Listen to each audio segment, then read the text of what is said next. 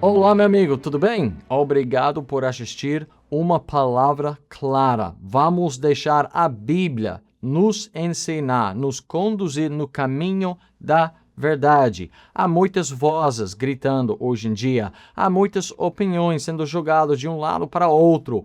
Como nós possamos ter certeza que estamos no caminho certo? Como nós possamos saber com certeza que somos filhos e filhas de Deus? A palavra de Deus fala com clareza sobre esse assunto. É fácil de entender quais são os fatos da nossa redenção. O que é necessário, o que Deus prometeu, está tudo aqui, falado claramente. E gostaria de começar a falar com os ouvintes hoje, e gostaria de falar sobre a nossa salvação como uma salvação concreta, uma salvação que não é só coisa abstrata, um sonho, um talvez, um possivelmente assim, depois de um tempo você vai se sentir uma melhorada. Tá? Não, a salvação do qual a Bíblia testifica é uma salvação concreta. Houve uma pessoa real, Jesus Cristo, que foi profetizado por vários sinais e coisas no Antigo Testamento. Ele nasceu por uma virgem, o Deus encarnado, a encarnação. E ele andou aqui, literalmente andou sobre a face da terra.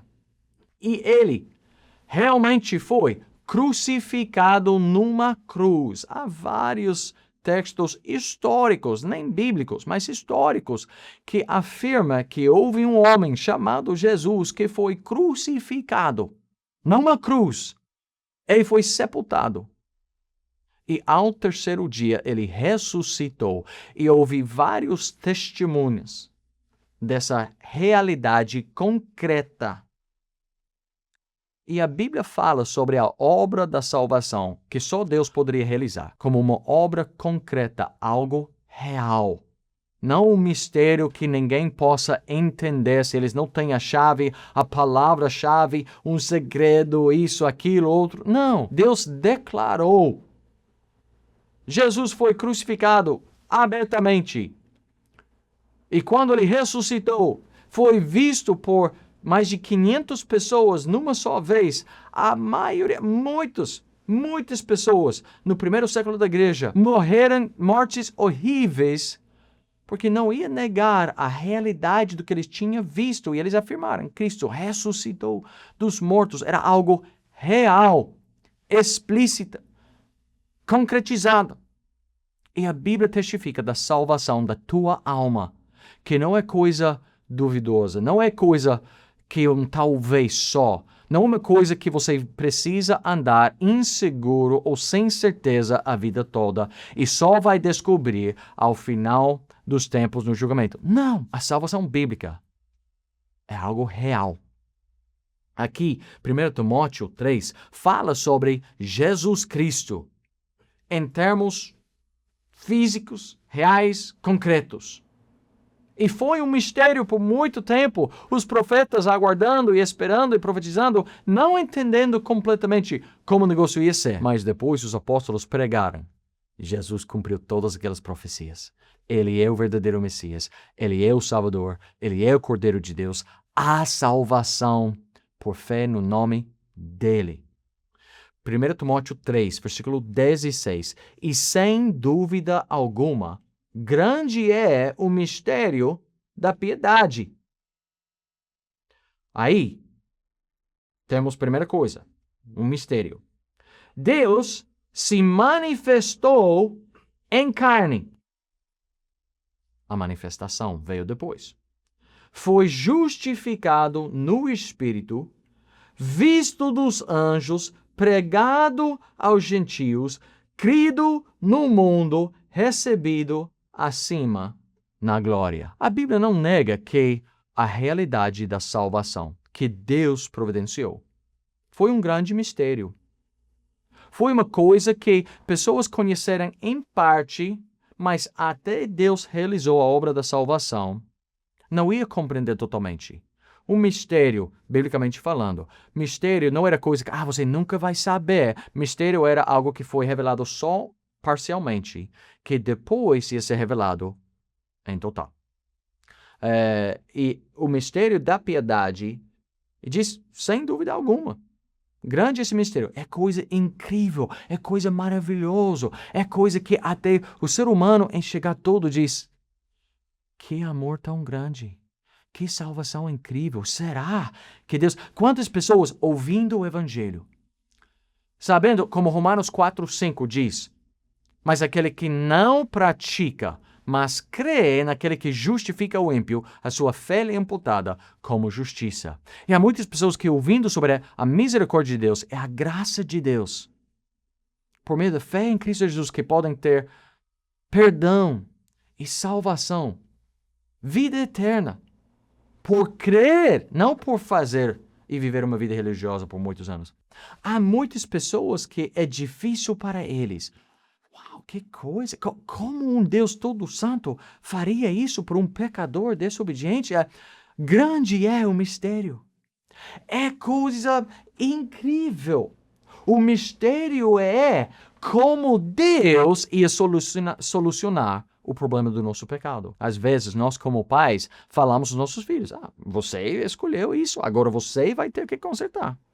Você escolheu errado, agora você vai ter que desbagunçar tudo. Às vezes falamos como pais aos nossos filhos, a um colega, um amigo, um vizinho, bom, se você fez isso, agora você vai ter que... Mas em questão da condenação por causa do nosso pecado, Deus entrou para providenciar a salvação perfeita. Deus ia providenciar a solução. E Deus entrou no nosso mundo. É coisa incrível, coisa maravilhosa. Nós temos o mistério que o Criador do universo, que Ele é maior do que o universo, Ele é além do nosso mundo, mas Ele desceu aqui à Terra, Ele entrou no nosso mundo para buscar e salvar o que se havia perdido. Temos o mistério. Aí temos a manifestação. Deus se manifestou em carne. Deus chegava. Ele não mandou a ordem desde longe.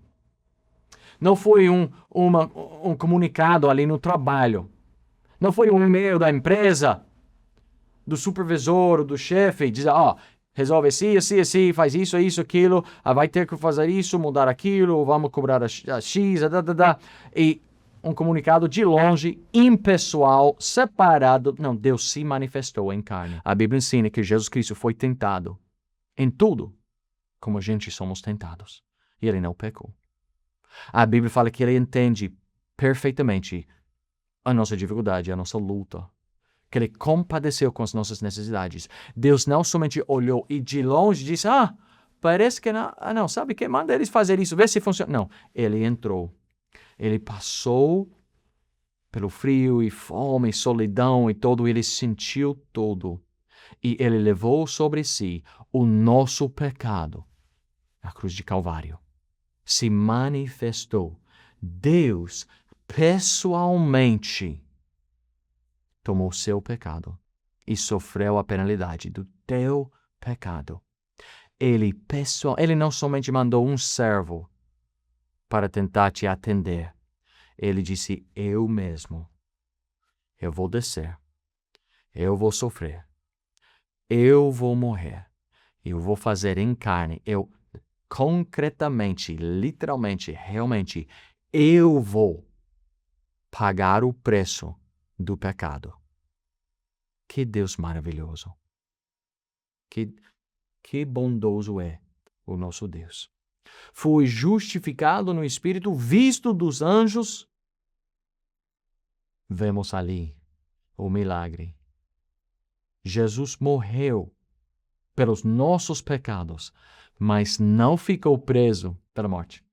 A grande mensagem que os discípulos pregaram, os apóstolos pregaram, disse pregado aos gentios. A grande mensagem foi que Jesus saiu do sepulcro.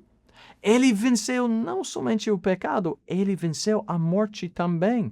Por isso, 1 Coríntios 15 fala sobre a ressurreição como um fato já seguro, já garantido, porque Jesus, a primícia da ressurreição, ele venceu a morte. Os que estamos nele nós também seremos isentos de sofrer a segunda morte. Nós viveremos na presença do nosso Pai Celestial para sempre. Não por coisa alguma que fizemos, foi pelo que Ele fez. E Ele venceu a morte e foi visto concretamente, visivelmente. Jesus conquistou a morte e foi pregado aos gentios a mensagem da vida eterna. Por que vida eterna? Porque o Salvador, o Cordeiro de Deus, providenciou uma vida eterna. Ele vencendo a morte, agora oferece vida aos que venham a Ele, procurando ou em busca daquela água da vida. E daí vemos a maravilha. Crido no mundo. É incrível o que aconteceu no primeiro século. Pessoas pobres, humildes, sem muitos bens, sem posições, muitas vezes eles anunciaram, eles pregaram o Evangelho. E começou um movimento, um avivamento no mundo que quase nunca temos visto. Coisa incrível, Jesus encomendou à igreja, vocês têm me visto. Vocês têm experimentado da minha graça, do meu poder, têm crido em mim como Salvador, como Mestre. Agora, e de pregar o Evangelho a toda criatura. E de fazer de discípulos de todas as nações, batizando-os no nome do Pai, do Filho e do Espírito Santo, ensinando-os a tudo o que vos tenho falado. Aí Jesus encomendou à igreja, agora vocês preguem. E Ele prometeu. Não que todo mundo ia aceitar, mas que muitos aceitariam. E vemos aqui Paulo dizendo, crido no mundo. Há muitos de vocês que estão na igreja, você ouvindo sobre a sua necessidade por causa do pecado, você ouvindo que há um só Salvador, há um só caminho, há um só nome, como Atos 4:12 diz, há um só nome debaixo do céu dado aos homens pelo qual podamos ser salvos. E aquele nome é não da placa da igreja, não da religião, não da denominação, não de um bispo, profeta ou fulano, não. O único nome dado aos homens abaixo do céu para ser salvo é Jesus. Nenhuma da religião, prática, obra, ritual, é pelo nome de Jesus que possamos ser salvos. E quando os apóstolos obedeceram a grande comissão, muitos se converteram. No dia de Pentecostes, aquela primeira pregação depois do Espírito Santo ser derramado sobre eles, 3.000 num só dia.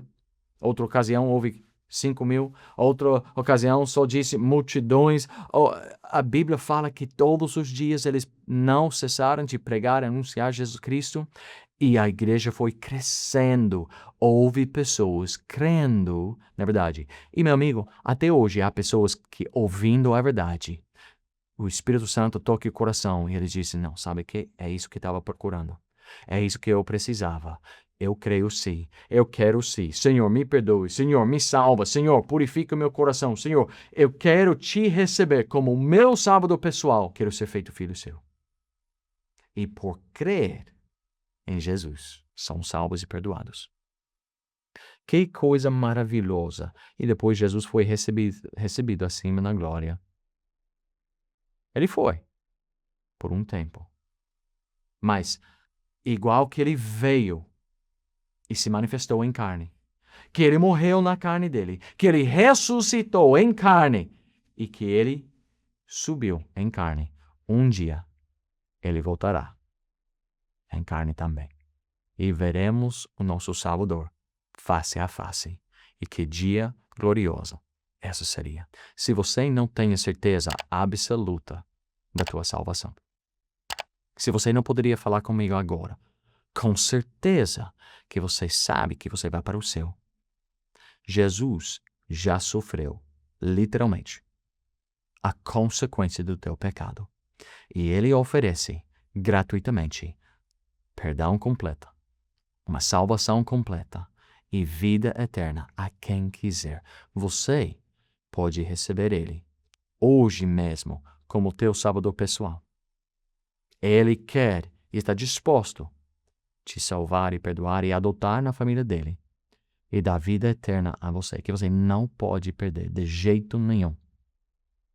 Mas ele deixa a escolha contigo. O Salvador que Deus providenciou, a solução que Deus providenciou, não foi coisa abstrata, de conhecimento, entendimento secreto. Foi uma pessoa real. Deus encarnado, o Emanuel, Jesus Cristo, o Salvador. Ele veio, ele fez tudo necessário para oferecer a ti e a mim uma salvação completa e perfeita. Se você tiver pergunta ou dúvida, entre em contato conosco, por favor. Poderemos te mostrar pelas Escrituras como você possa ter certeza, não pelo que você faça ou porque uma pessoa te encomendou a fazer. Não. É porque uma pessoa chegou quase 2000 anos atrás e sofreu realmente a penalidade dos nossos pecados e agora oferece uma salvação real também. Muito obrigado pelo tempo. Deus te abençoe.